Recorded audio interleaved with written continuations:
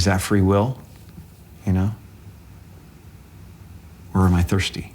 Welcome to MsMojo, and today we're counting down our picks for actors who went so method they nearly forgot who they were. You get a lot of scars doing these things, more so emotionally than the physical stuff. That's really the smallest part of the job.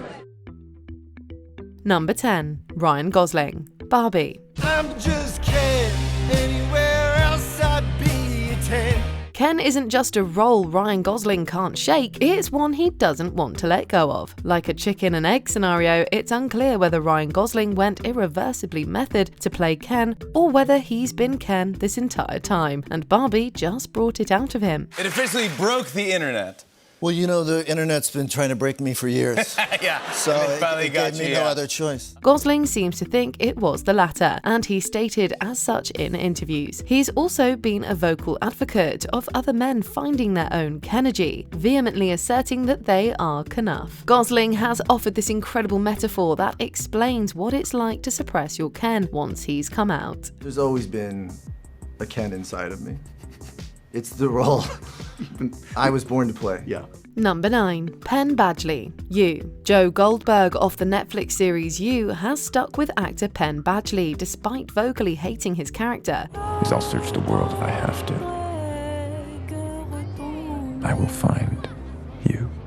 He's been outspoken about the immense toll that playing the murderous stalker has had on him, sharing that the role has been a deep psychological exploration. In interviews, Badgley describes feeling conflicted and uncomfortable when embodying Joe, but also how he felt compelled to understand him to portray him. That's shot so beautifully. And you. Look at that. Just.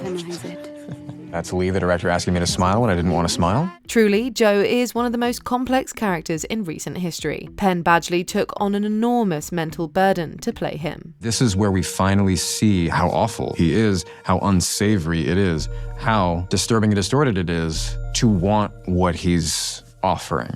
Number 8. Al Pacino, Serpico. As a young actor, Pacino trained under Lee Strasberg, known as the father of method acting. Unsurprisingly, Pacino has utilized his training with Strasberg to wholly embody several of his iconic characters. Frank, I didn't know you! You didn't know me! You fired without looking! For his role as a dramatized version of real-life NYPD detective Frank Serpico, Pacino began to really think of himself as a police officer, so much so that he pulled over a truck driver and attempted to arrest him. I absorbed Frank Serpico, I just sort of channeled him, and I looked at him, and I couldn't help myself. He later employed his method skills again for Scent of a Woman, deliberately unfocusing his eyes to simulate his character's blindness. This had real but temporary effects on Pacino's eyesight, but at least he didn't bring anyone else into his method madness. How do I look? Tickets, money, speech. Old Washington joke from my days with Lyndon. Number 7. Nicolas Cage, Ghost Rider, Spirit of Vengeance. Things got a little weird on the set of this Ghost Rider sequel when Nick Cage began employing his own brand of method acting he calls Nouveau Shamanism. I just don't think there really is such a thing as an edge. I think that in art there's no right or wrong, and just to keep an open mind and do whatever's creative expression. This original technique involves using symbolic charms, dreams, and imagination experiments to uncover the truth behind the lie of acting. For Ghost Rider, Cage wore black contact lenses and painted his face in a voodoo skeleton-style mask that was later CGI'd over. He also sewed ancient Egyptian artifacts into his costume and convinced himself they had magical properties. Did we win? I'm gonna say yes. Hell yes. The result of all this work was a truly terrifying on-set persona that made Cage feel like he was, like his character, from another dimension. That's just not something one can easily drop once the director yells cut. And in 3, 2, 1, go! Number 6. Joaquin Phoenix. I'm Still Here. How do you let go of a character when the character you're playing is yourself? For some time leading up to the release of I'm Still Here, Hollywood media was buzzing with the news of Joaquin Phoenix's apparent midlife crisis as he attempted to transition to a rap music career. The wrong turns I could have made, the wrong turns I did make, and then I wanted this music just to represent kind of that story and like what that is, to say that there's this other part of it. Phoenix announced his retirement from acting in 2008, held a real performance of his alleged music, and even staged an embarrassing public meltdown while promoting another project on David Letterman. I'm sorry, I'm making you feel weird about it? Is there something wrong? I can't be the first one to make you feel weird about it. No, I guess not.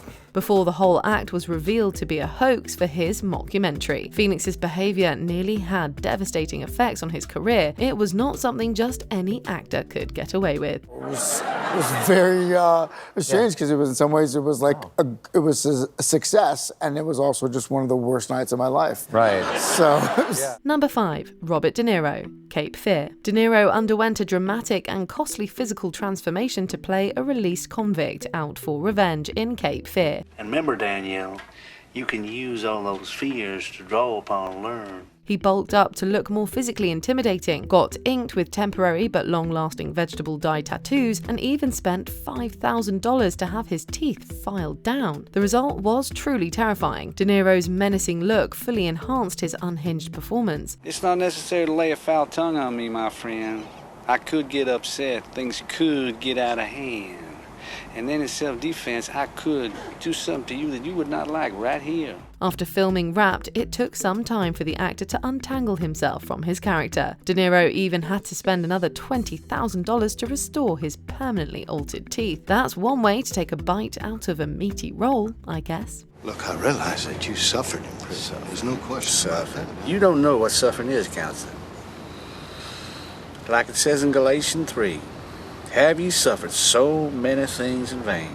Number 4. Shia LaBeouf. Fury. I found God doing Fury, said this former Disney star of his role as Christian soldier Boyd Bible Swan. There's a Bible verse I think about sometimes. Many times. It goes, then I heard the voice of the Lord saying, whom shall I send? And who will go for us? LaBeouf, who was raised in the Jewish faith, underwent a spiritual journey guided by Brad Pitt that led him to proclaim he had become a Christian man. That wasn't all. LaBeouf also shocked his co-stars with his dedication to looking like a soldier in a real combat setting. And he pulled his tooth out because he thought his character shouldn't have a tooth. He cut his face, he didn't shower for 8 months. He made cuts on his face, pulled out a tooth with pliers, and went days without bathing. Realistic? Maybe. Pleasant for others on set with him? Definitely not. You lost a tooth during this? Yeah, again, just vanity stuff. When you're in close quarters, and you look at yourself in the mirror and you know that you've been in a tank for 3 years, you got to start doing stuff so you believe it. And that was just some of the stuff that I felt was needed. Number 3. Jim Carrey. Man on the Moon. In 4 months of filming this biopic of the late comedian Andy Kaufman, Jim Carrey reportedly never broke character. I didn't know what was real and not real.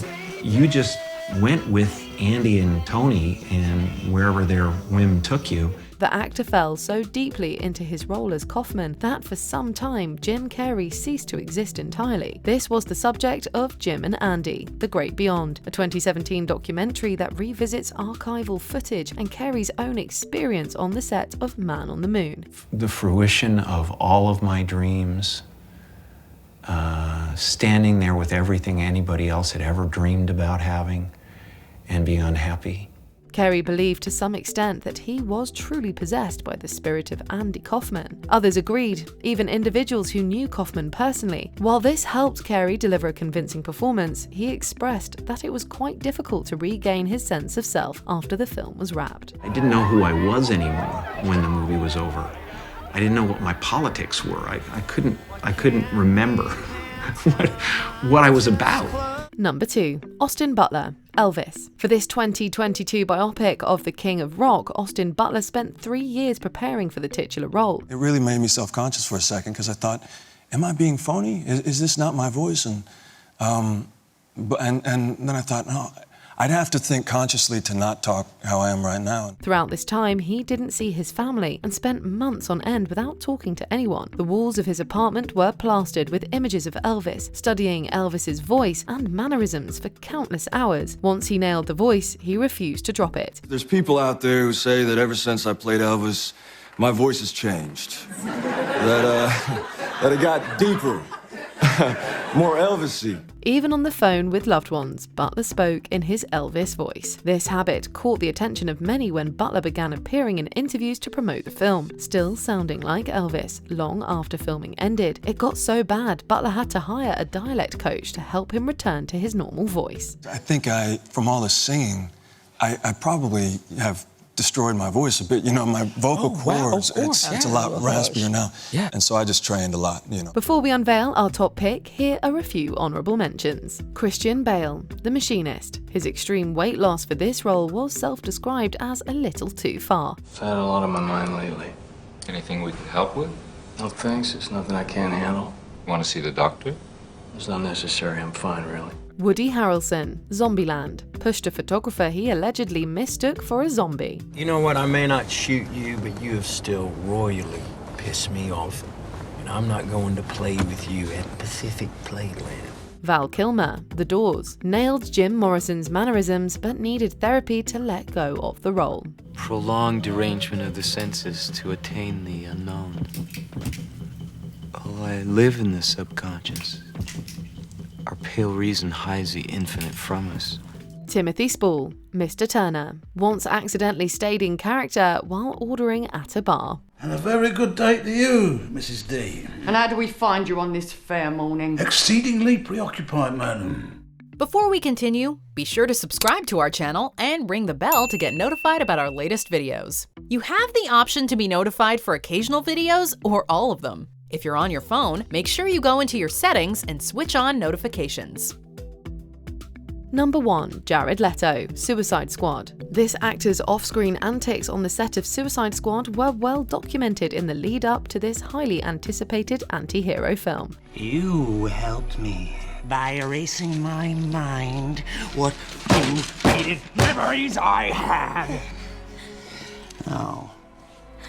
You left me in a black hole of rage and confusion. Leto, in character as the Joker, sent his co-stars unsettling gifts like sex toys, a rat, and even a dead pig. Leto has claimed his actions were intended to enhance the atmosphere on set, creating an element of surprise. I did a lot of things to create a dynamic, to create an element of surprise, of spontaneity. He certainly succeeded in disturbing his castmates, while also making them question his sanity. Some fans wondered if this was truly Leto as the Joker, or just a way to excuse outrageous behaviour. Fellow Suicide Squad member Will Smith summed up the situation pretty well on the red carpet. Jared, he went full Joker, you know, and the rule generally is never go full Joker.